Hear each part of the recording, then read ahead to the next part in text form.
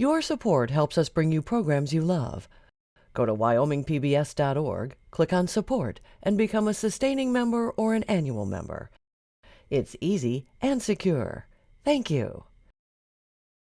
Welcome to Capital Outlook. I'm Craig Blumenschein from Wyoming PBS. This is our first Capital Outlook of the season back in Wyoming's beautiful capital. This evening we'll visit with the leadership of the Wyoming Legislature, Senate President Dan Dockstader, and Speaker of the House Eric Barlow. We'll also visit with Senator Charlie Scott. We'll take a deep dive into education with him. He's the chairman of the Senate Education Committee. Our first profile of the season is with Representative Mike Greer from Washakie County. And we'll end tonight's broadcast with a discussion about Gillette College. Should the citizens of Campbell County now move forward and vote to tax themselves to create Wyoming's 8th community college district? Capital Outlook starts now.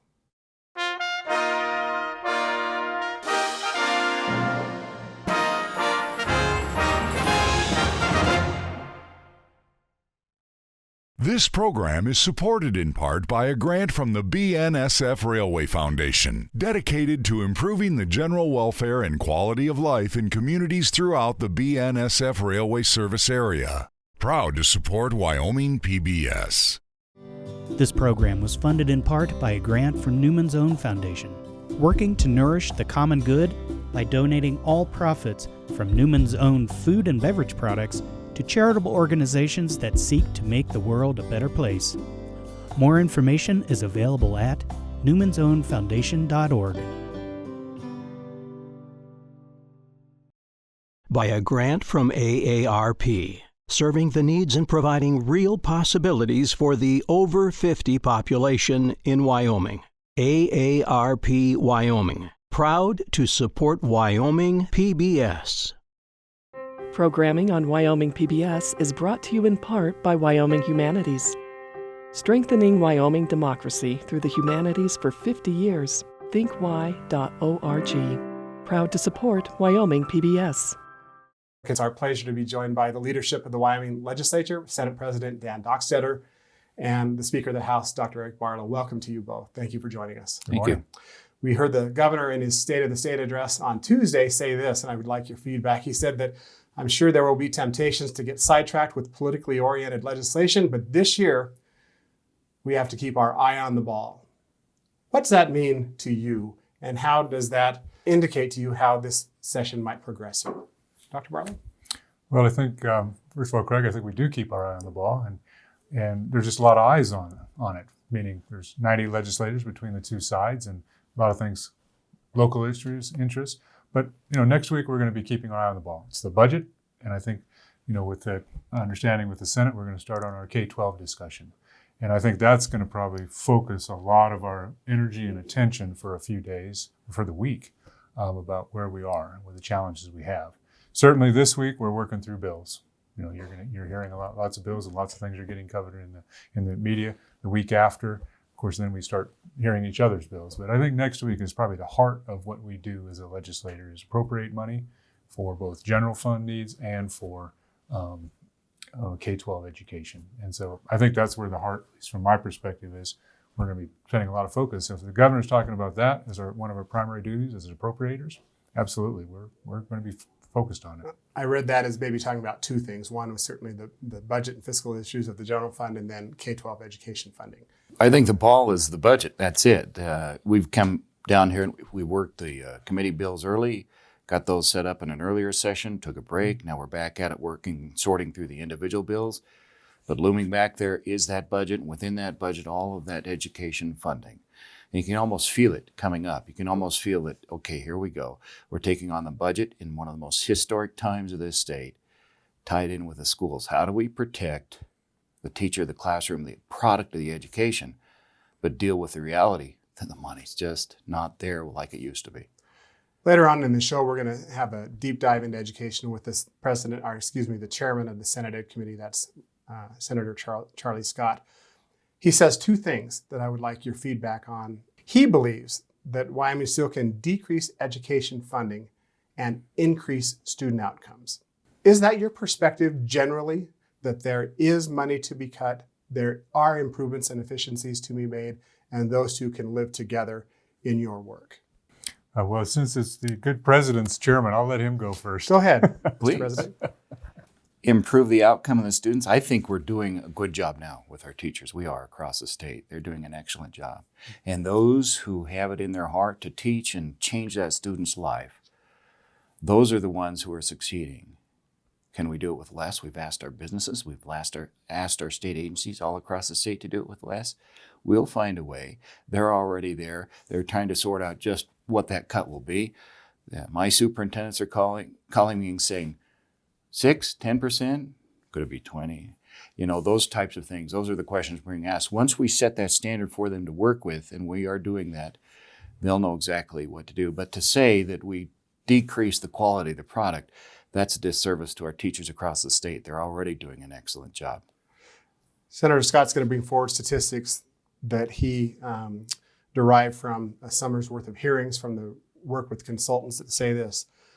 He believes that our performance, the state's performance relative to the national average, has not improved as much as it should have.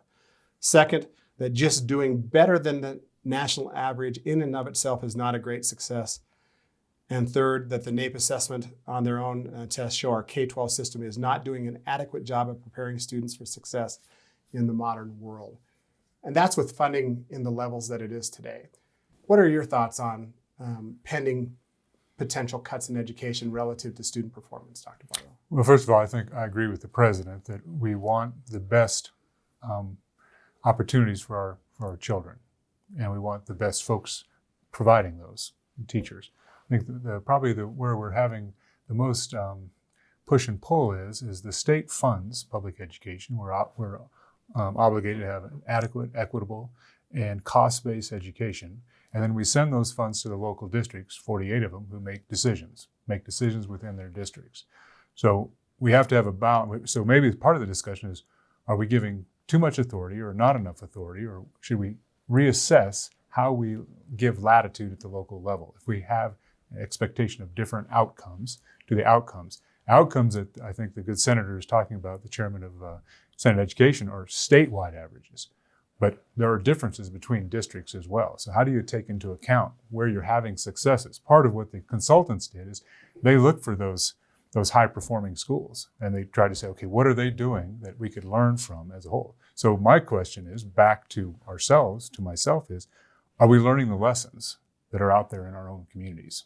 Are we learning the lessons where maybe we can be more efficient, or where you can do the same with more and get a lot more performance? So are those the lessons we're learning? And I'm not going to, I can't debate the statistics or what the good senator would bring forth, but I mean, those are the discussions we need to have: adequate, equitable, and are we cost-based? That's our charge. By the state Supreme Court. By the Constitution, and subsequently the Supreme Courts have given us that. And then how do we have a discussion about efficiency, about control, who sets the standards, et cetera? We have in my view, we have already a complex enough educational system with the superintendent of public instruction, a state board of education with local school districts, the legislature trying to, provide the resources to those things and give guidance. So it's plenty complex. It's a very challenging discussion, and probably one of the most important ones we have. Absolutely. He also will visit briefly about how are we going to build schools and maintain schools now, because that pot of money from Coley's bonus money is gone. Will this become, again, back on the taxpayers through bond issues and other things to build schools in the future? What are your thoughts on how Wyoming might build its schools in the future now? We have lived a wonderful life, compliments of that, Gillette, Campbell County, Cole. Almost $4 billion of a wonderful life. I take people on tours through my valley out west. In my district alone, I got north of the Snake River Canyon, I got a beautiful brand new elementary school. South of the Snake River Canyon, I've got 3 wonderful state-of-the-art elementary schools. When I take people around, I'll drive past and say, that school's compliments the Cole from out in Campbell County. We appreciate our neighbors from the eastern side of the state helping us with that. But now it's changed. We reach out and look at states that surround us. Utah and Idaho using these bond issues. It gets a little touchy because then people all of a sudden are stepping in and saying, do I really want that school or not? Or can you live with what you have now? But I foresee that, because where will the money come from otherwise? I think the other thing is, also look at our demographics of our state. Some communities are growing. Of course, we'll get census numbers, hopefully sooner than later, for our redistricting conversation this summer. But we're going to see communities changing in size and the dynamics changing. And then the other thing that we've experienced, and this is a COVID pandemic thing, is this explosion of online learning. And what does that do to brick and mortar? What are the longer term impacts to that, to brick and mortar? We have state agencies, half of their folks are working virtually, and some of them, I don't know that a half of those will come back because they're not working, because they've found alternate means of doing it. So education, K-12 education, might be part of that conversation about, do we need as much brick and mortar, to your point. But I wish there were more coal bonus monies. I mean, let's be honest, I wish there were.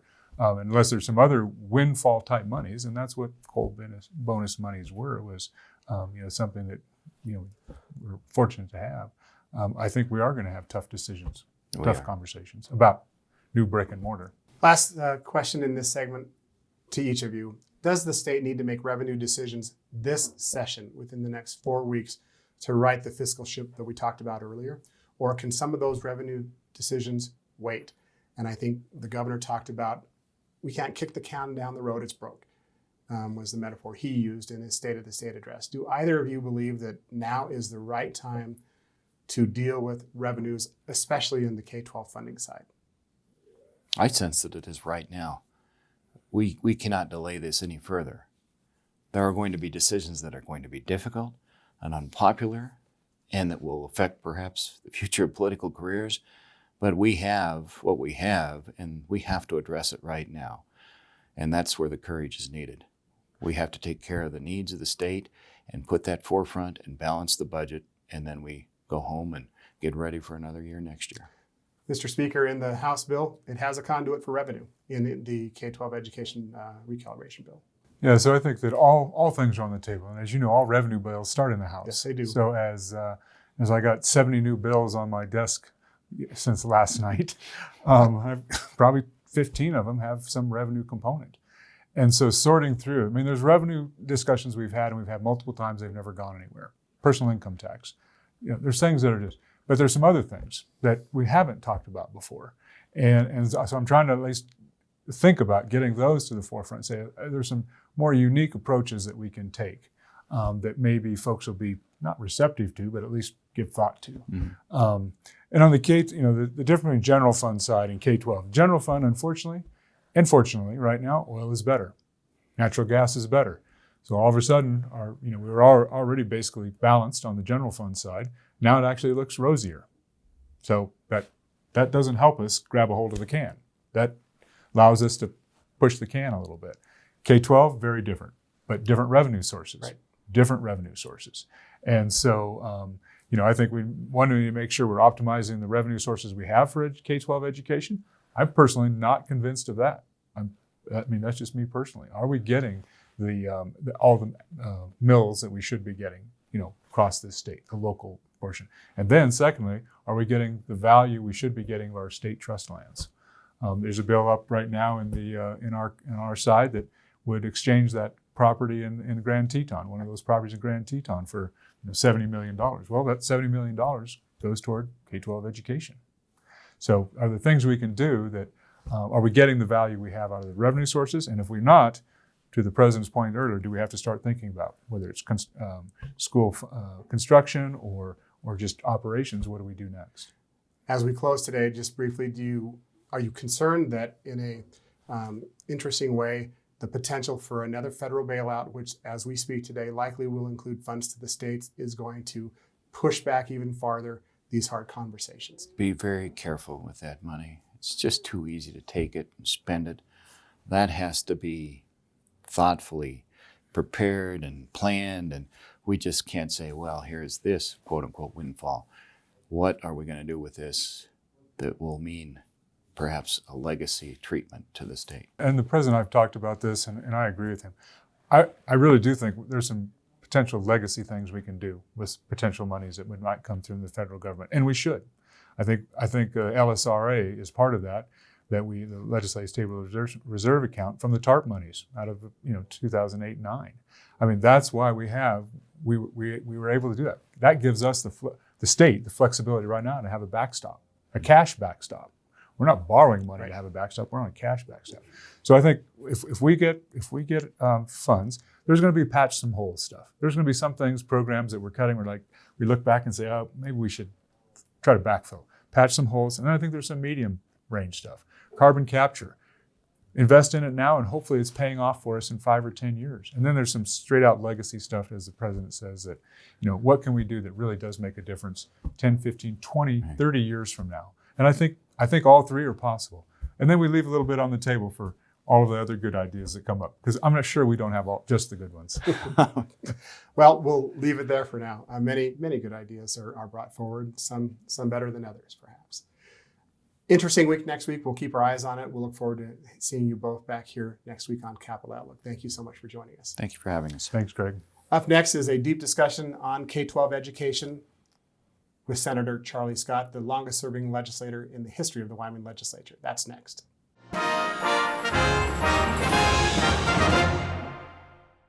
And now we're pleased to be joined by the longest serving legislator in the state's history, Senator Charles Scott. Senator, welcome back to Capital Outlook. Well, it's great to be with you again, and I found your program to be very, very valuable, so I'm flattered to be asked. Well, I'm pleased that you're here, Senator. You're now the chairman of the Senate Education Committee. That's and right. We're going to kind of do a deep dive into what is obvious to most of us and to the whole state. The biggest issue facing your legislature is what to do about education. And if I can set the stage for just a minute, let me throw out a few things, then I'm going to turn you loose. First, the state has a $300 million annual deficit in K-12 education funding, largely due in part to decreased revenues from the extraction industries. But currently, education funding is backed up by Wyoming's rainy day account. That's a legislative stabilization reserve account, or it's called LSRA. It's the backstop for education funding, and that is still there today. And lastly, roughly 92,000 children in our state are served by nearly 19,000 district employees in over 300 schools, almost in every city and town in Wyoming. The governor mentioned the word education 8 times in his State of the State speech. It's a big issue, Senator. What's to be done? The key to it is that we need to do some things right now in redoing the funding system for education, because not only do we have the financial problems that you mentioned, but we also are frankly not getting what we're paying for in terms of the quality of education being provided. You look at the performance of our school system on the various assessment tests, both our own and the one the federal government does, the NAEP test, National Assessment of Educational Progress, that the U.S. Department of Education does. And the results are simply not satisfactory. We're slightly better than average. We have improved slightly. We increased our spending from a little over $5,000 per student to now almost $16,000 per student. And we have had a tiny amount of improvement in our performance. Okay. And the consultants we hired to do our school recalibration were very blunt that we're not getting our money's worth, and that our results, when you look at them and look at the number of students in things basic like reading and mathematics who are not proficient, it ranges from 40 to 60% of them are not proficient. And the consultant said very bluntly that that's not adequate if we're going to live in this high-tech world and get the kind of performance for our economy that we're looking for. And I think it's not adequate for the results that our current industries need in terms of education. Just real quickly, the consultants are hired by the legislature every 5 years as a result of previous court decisions to come up with a funding model for education. And they were very blunt on that score. And we're charged by the Constitution with providing a thorough, adequate system of education, but also with providing an efficient system of education. And ours clearly is not. And it is my judgment that our poor results are in part caused by the nature of our funding system. And we are paying in particular we've got about 6,000 teachers. We're paying for an additional 800 plus who do not exist and we're paying. And we're paying a charge for health insurance for the employees, but we pay it to the school districts for everybody, and it turns out that 27% do not take it up. The money's going to three places. It looks like there's been a vast expansion in administration and administration salaries. There's been a vast expansion in the athletic programs and activities. We have in the finance model, we have provision for those, but they're spending a lot more than what's provided for. I'm hearing as much as they're spending at the rate of 160 to 170% when you account for all that they're spending, and not just what the accountants find. Those two are a problem. We're also paying for some of that slush fund money is going to higher teacher salaries. Is that to be more competitive or to be more marketable? Well, and there's some trade-offs there. You have a better insurance plan, you don't have to pay quite so much, or you don't afford to pay so much. Some of the districts have a lesser insurance plan and pay more. Most of the districts, they do not go to the small class sizes we advocate. That's where the discrepancy comes from, but they pay their existing teachers more for a higher workload. So there's some trade-offs in there. It's my judgment that if we eliminate those things and some other problems in our funding system, we will get better results out of our education system because there will be fewer administrators distracting the classroom teachers from teaching with paperwork requirements that are put in to justify people's jobs. It is my judgment that if we have less busing, less some of the activities, some of those sort of things that take kids out of the classroom, and we have them in the classroom more of the time, we'll get better results. Governor now, said, there's some other things, we'll get to those in just a minute. Proving too. Just want to be clear. The governor said it's not clear that more money necessarily equals better education, or that less does either. You're suggesting less does. Less does. And the governor's statement was reinforced by what our experts that did the recalibration report, the outside experts, said very bluntly. We're not achieving the results that we're paying for. So the governor was dead right about that. Now, the financial side. If we do not get our spending under control, we are going to run through our reserves to the point where we'll reach a trigger point where the school districts have to live on the money that is dedicated to education. That, I'm told, will result in a 30%. That's a cliff that would automatically fall off a cliff. Mm-hmm. You'd have a 30% reduction in funding for the school districts, and that would be a catastrophe. I'd hate to think what we'd have to do if that happened. I think it would be an awful mixture of taxes and cuts that nobody would like. The sensible thing is to make a reduction now. My guess is we'll wind up somewhere in the vicinity of 10%, because that's what if you start going much over that, then you might start to hurt the quality of what goes on in the classroom. But I'm pretty sure we could take about 10% and we'd still be improving what was going on in the classroom. And if we do that, that will, I think, get us down to where we will avoid that cliff, or at least put it off long enough so we'll had time to adjust our economy, improve our revenue, and be able to get rid of the structural deficit problem we've got that is driving us to the cliff. Couple questions. There are things that school districts finance within their budgets, school resource officers, for example, nurses, for example, that are not covered currently by the model today. So they're arguing that we need that money to keep our schools safe, to keep our scales healthy, the way they use facilitators and other things. Yeah. What's your response to that? Yes, there are a bunch of those things. There are some excesses in what they're doing. Some of that is in the growth of the administrative staffs. I think some of those things are exaggerated, but we're at the point where we can't have all the luxuries that we have had. Second, where do you stand on school district consolidation, Senator? We have a proposal that is you're going to see in the bill that we're going to bring forward. This is a backup bill that we'll talk about here in just a minute, but go ahead with this part of it. The backup bill to consolidate the administrative functions on a county level. That will save about $10 million. I think that's worth doing. There's going to be some dispute over that, and we may or may not be able to get the votes for that. That's a very live issue. There's a bill in the House that would consolidate the school districts.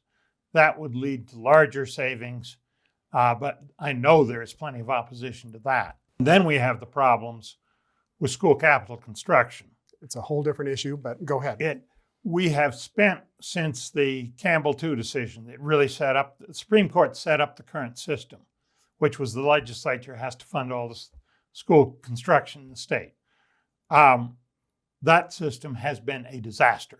Well, there's been a lot of money spent. We spent $3.9 billion with a B. Billion with a B, dollars, since that decision.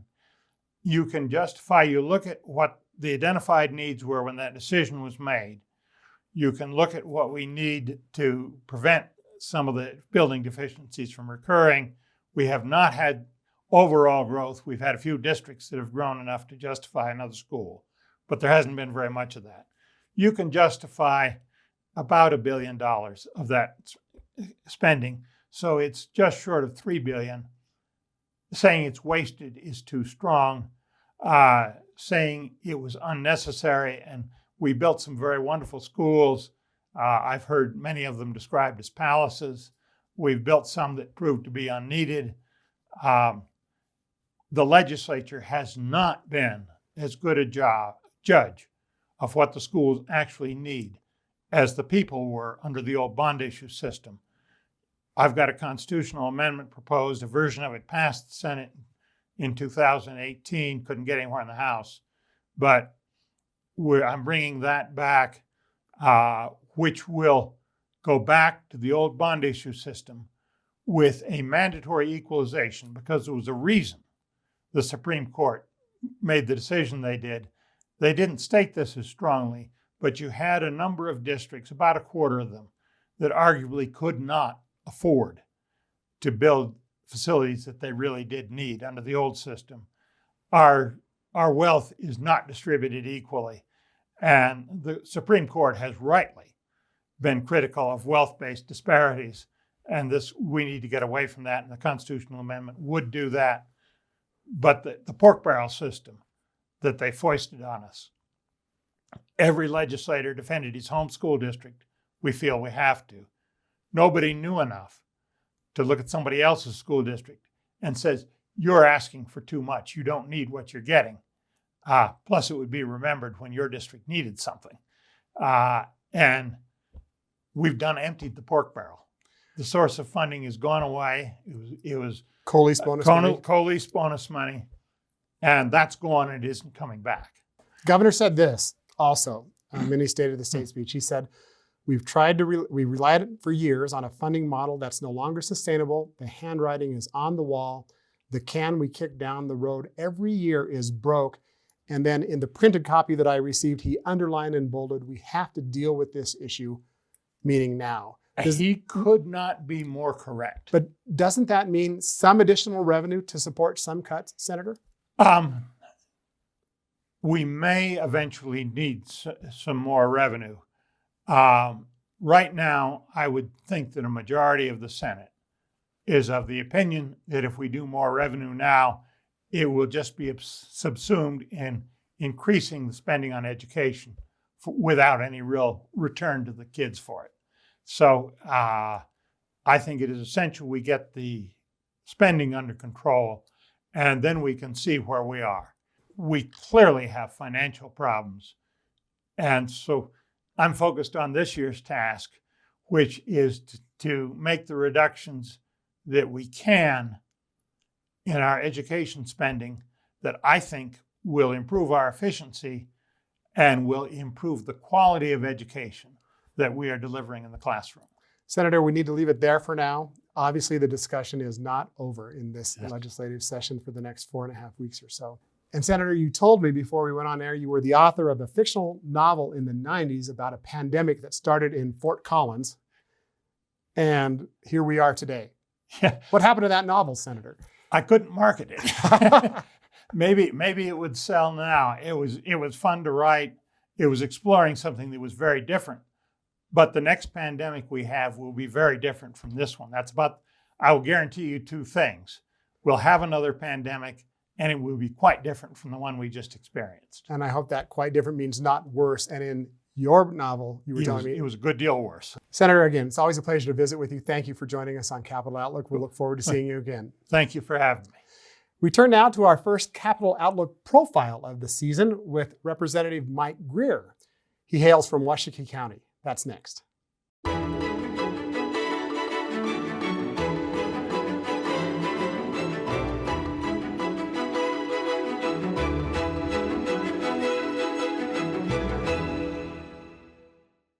And as we continue on in week one of Capital Outlook, it's our pleasure now to be joined for this Capital Outlook profile with Representative Mike Greer. Mike, you hail from Worland. Welcome. Yeah, thank you. Thank you for having me. I appreciate it. You represent House District 27, the constituents in Bighorn and Washakie counties, and you're now Speaker Pro Temp of the Wyoming House. What does that mean to you now that you've stepped into this leadership role?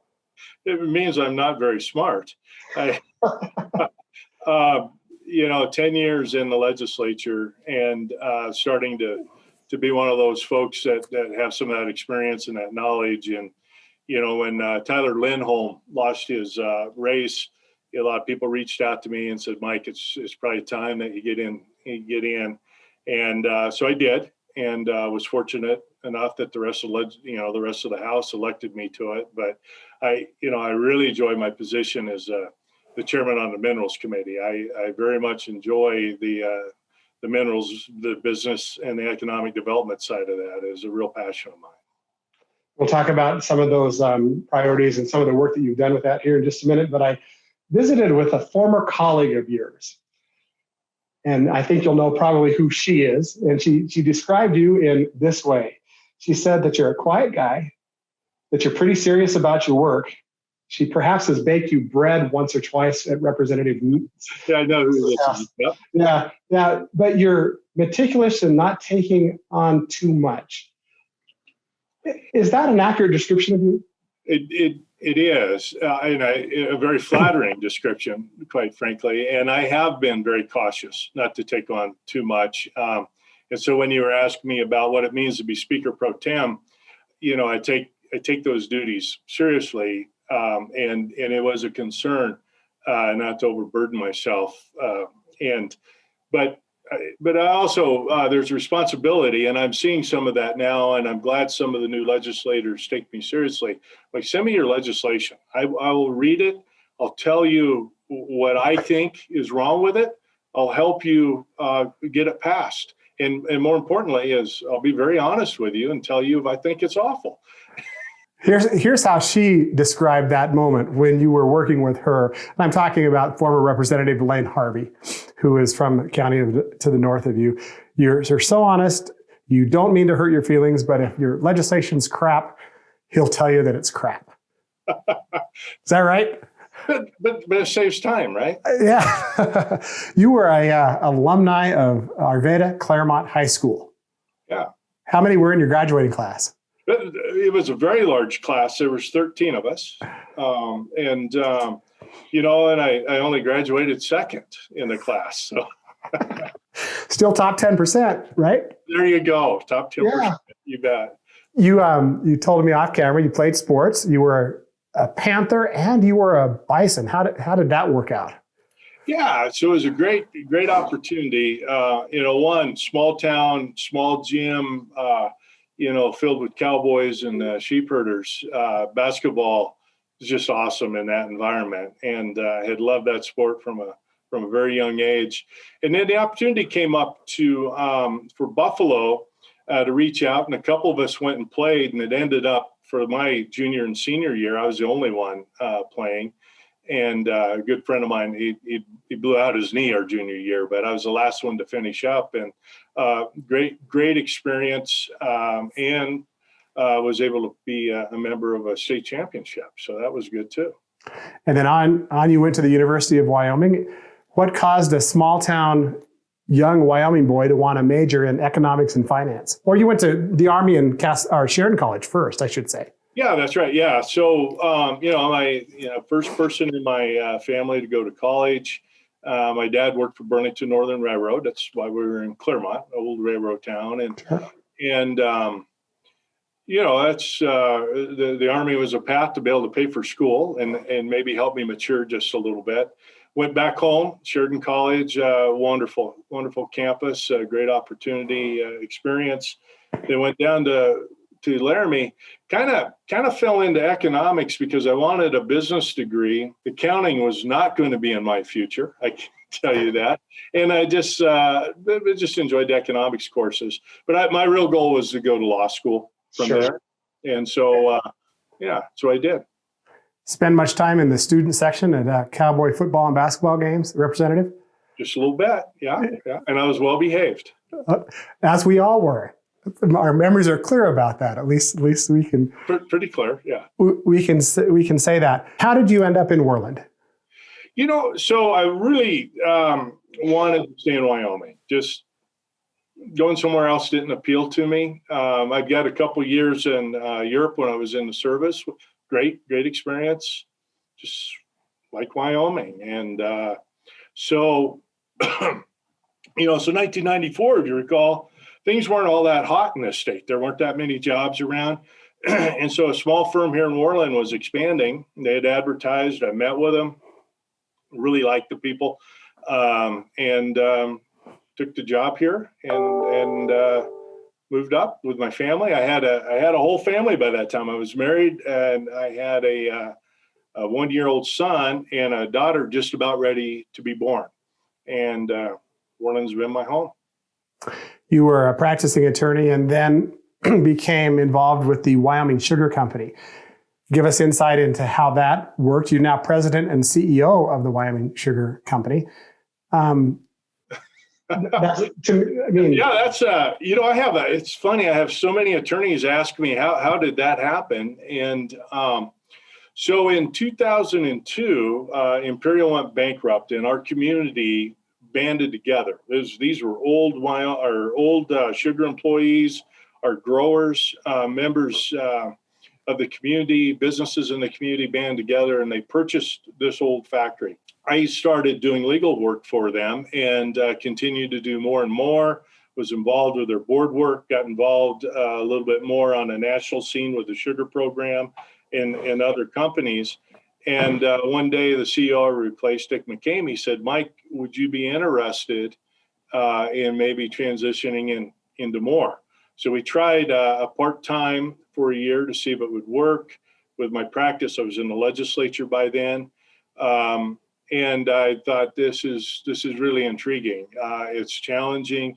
I enjoy it very much. I didn't like particularly giving up my law practice. I very much like my clients. Nice thing about it, a lot of my clients are farmers. And so in one way or another, I'm still trying to help them out. What has the Wyoming Sugar Company done to support directly Washakie and Fremont County farmers? Well, existing.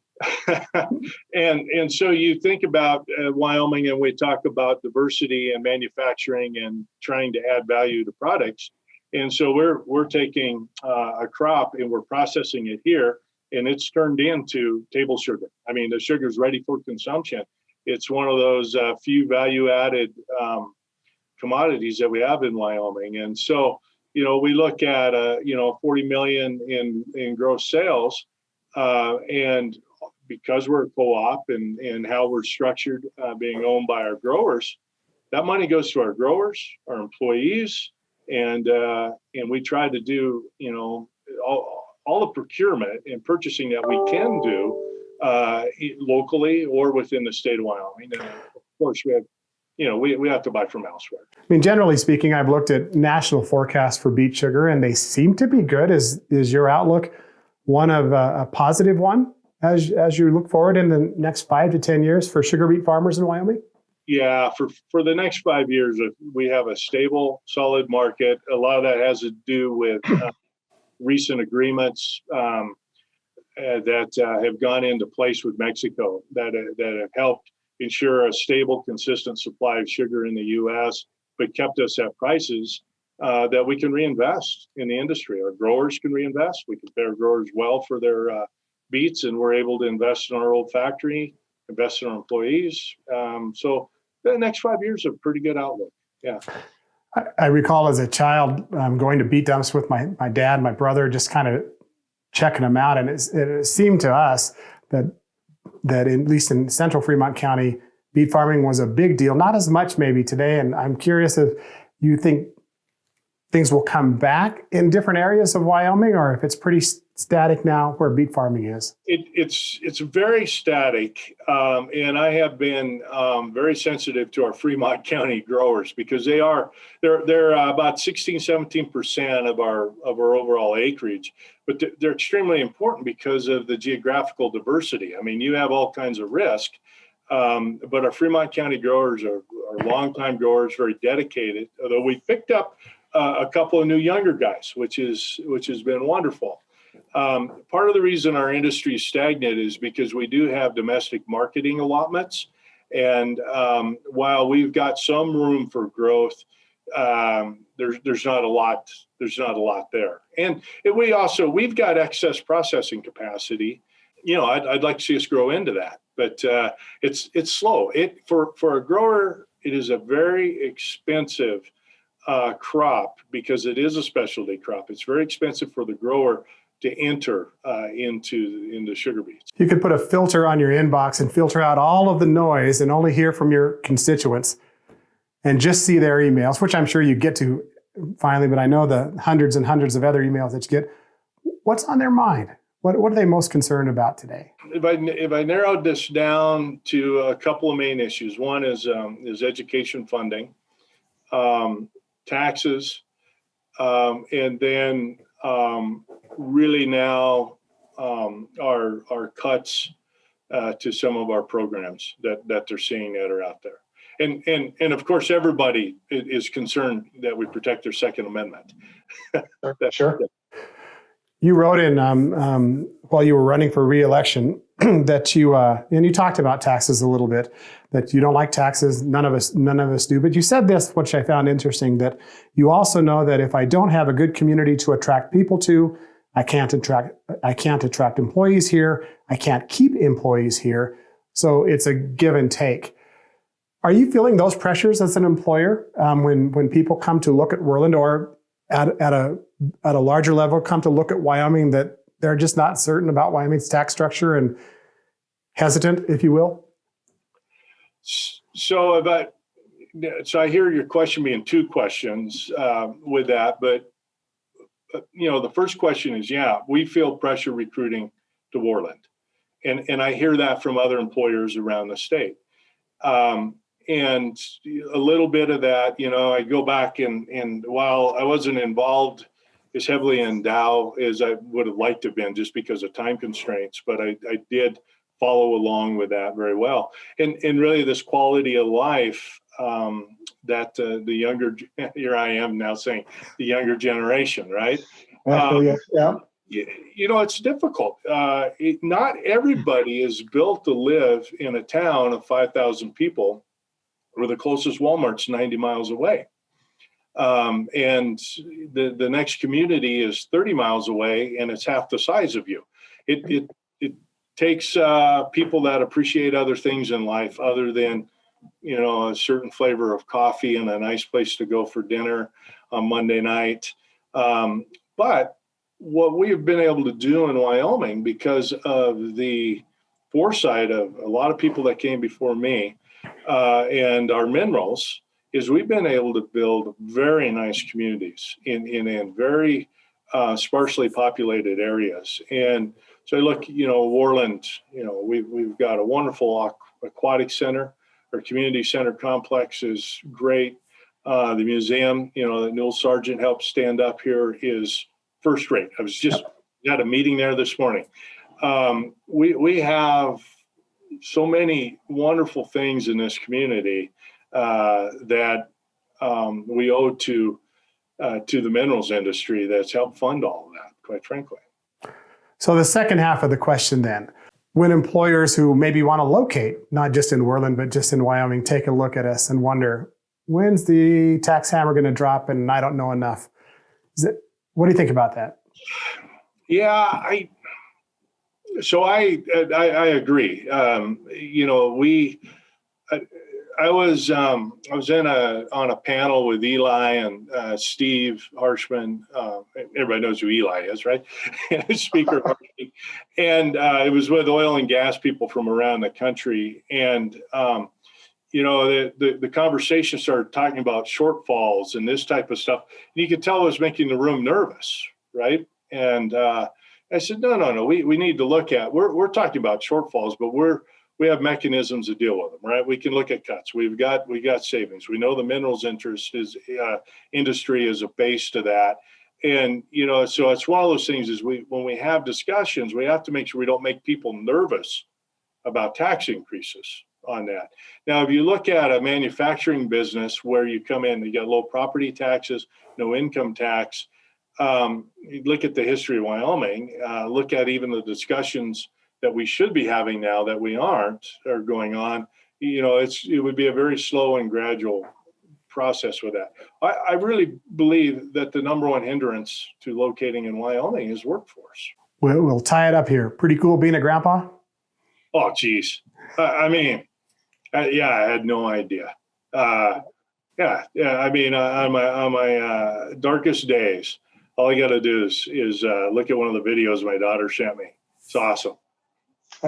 I agree. Representative Greer, thank you for joining us for the first time on Capital Outlook. And thanks for having me. To visit with you many more times. Thank you so much. You bet. And in our final segment of Capital Outlook, it's our pleasure to be joined by two senators, Senator Jeff Wasserburger and Senator Bo Biteman. Gentlemen, welcome back to Capital Outlook. Thanks for having us. The topic at hand here is Gillette College. Right now, of course, Gillette College is part of the Northern Wyoming Community College District, Sheridan College, if you will. And the discussion is whether the citizens of Campbell County now might want to vote and establish their own community college district.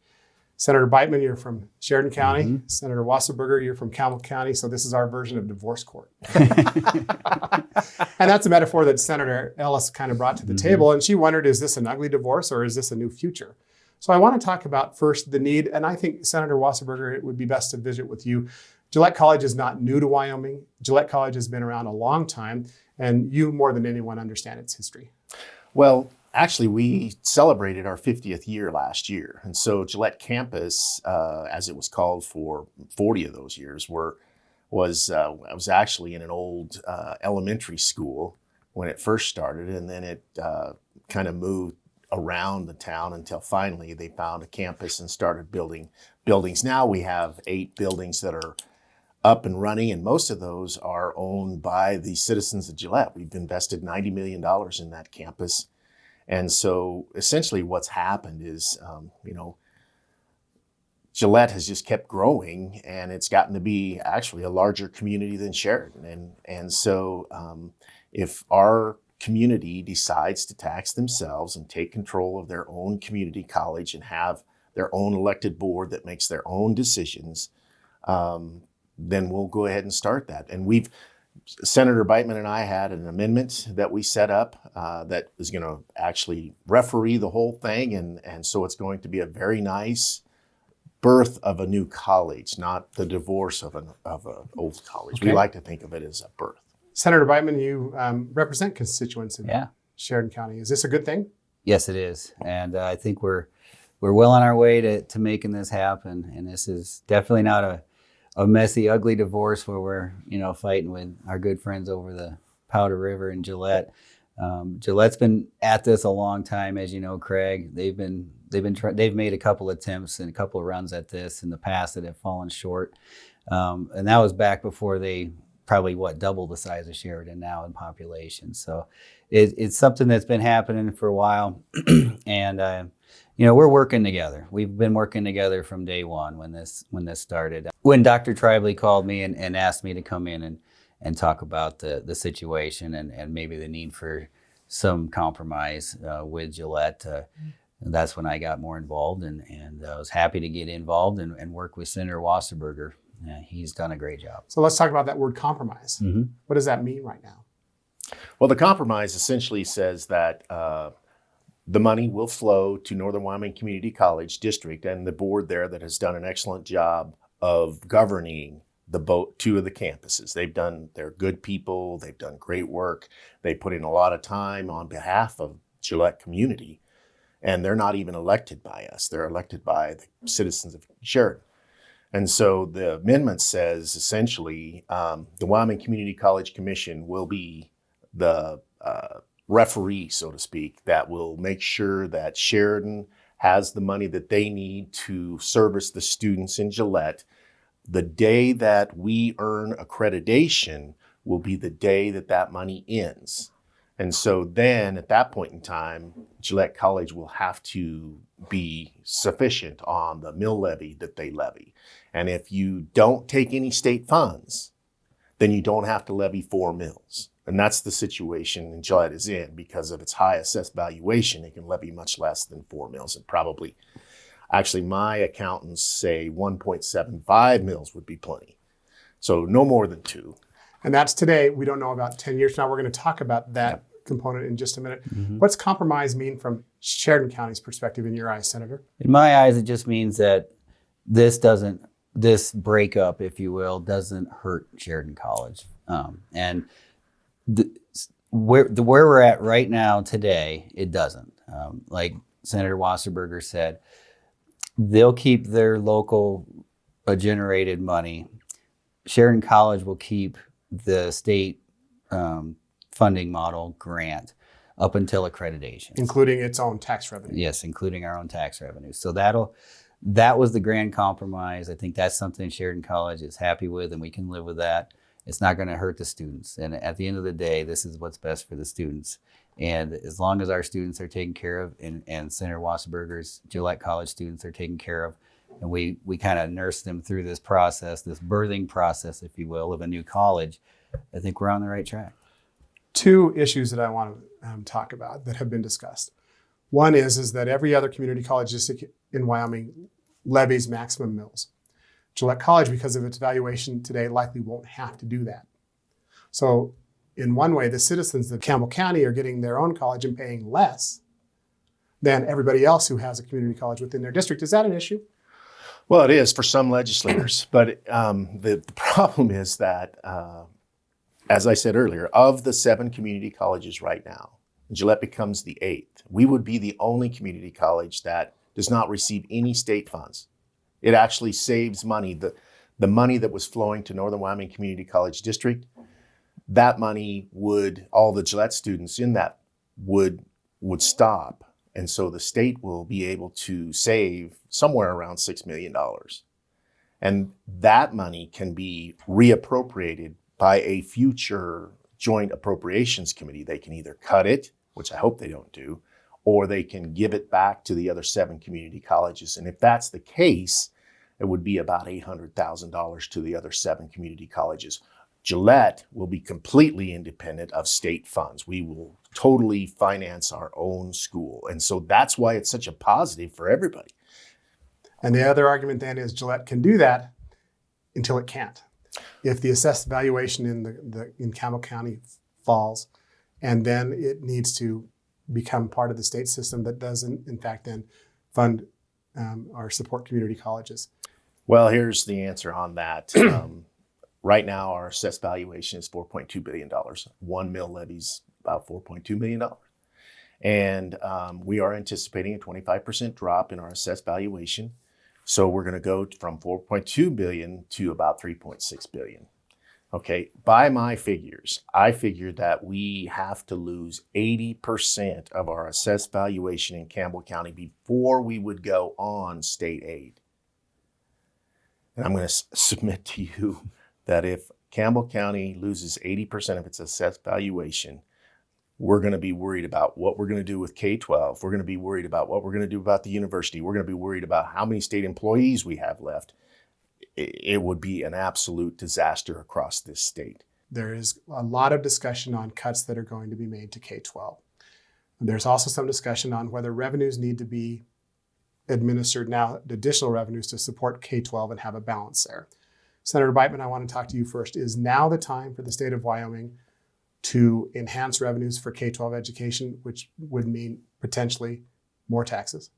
No, not in my opinion, Craig. I think we've got to look at the cost side and the spending that we're doing on K-12.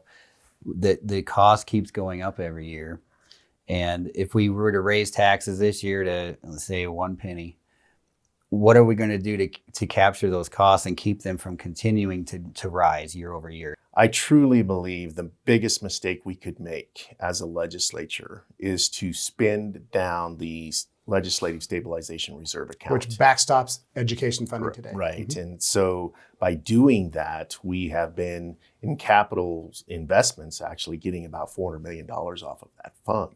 If we completely spend it down, then we don't have that money. So it's a double whammy in a sense. Mm-hmm. But I think that the most important thing for K-12, and unfortunately, it's going to be very difficult for me anyway, to agree to cuts for K-12 education. But there are going to have to be some cuts in some way. We've attached our revenue stream to the most volatile revenue stream out there. And so literally we are dependent on what happens in Saudi Arabia. If somebody decides to flow oil and crash the prices, then we crash here in Wyoming.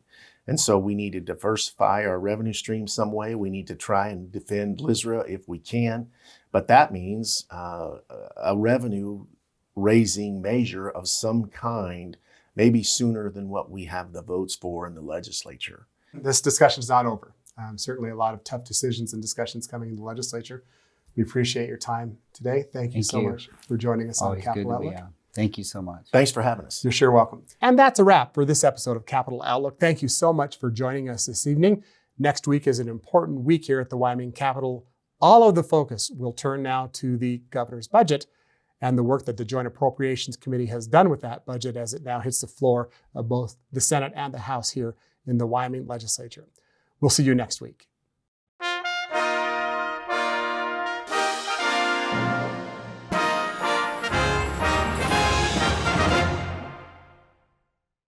This program is supported in part by a grant from the BNSF Railway Foundation, dedicated to improving the general welfare and quality of life in communities throughout the BNSF Railway service area. Proud to support Wyoming PBS. This program was funded in part by a grant from Newman's Own Foundation, working to nourish the common good by donating all profits from Newman's Own food and beverage products to charitable organizations that seek to make the world a better place. More information is available at newmansownfoundation.org. By a grant from AARP, serving the needs and providing real possibilities for the over 50 population in Wyoming. AARP Wyoming, proud to support Wyoming PBS. Programming on Wyoming PBS is brought to you in part by Wyoming Humanities. Strengthening Wyoming democracy through the humanities for 50 years. ThinkWhy.org. Proud to support Wyoming PBS.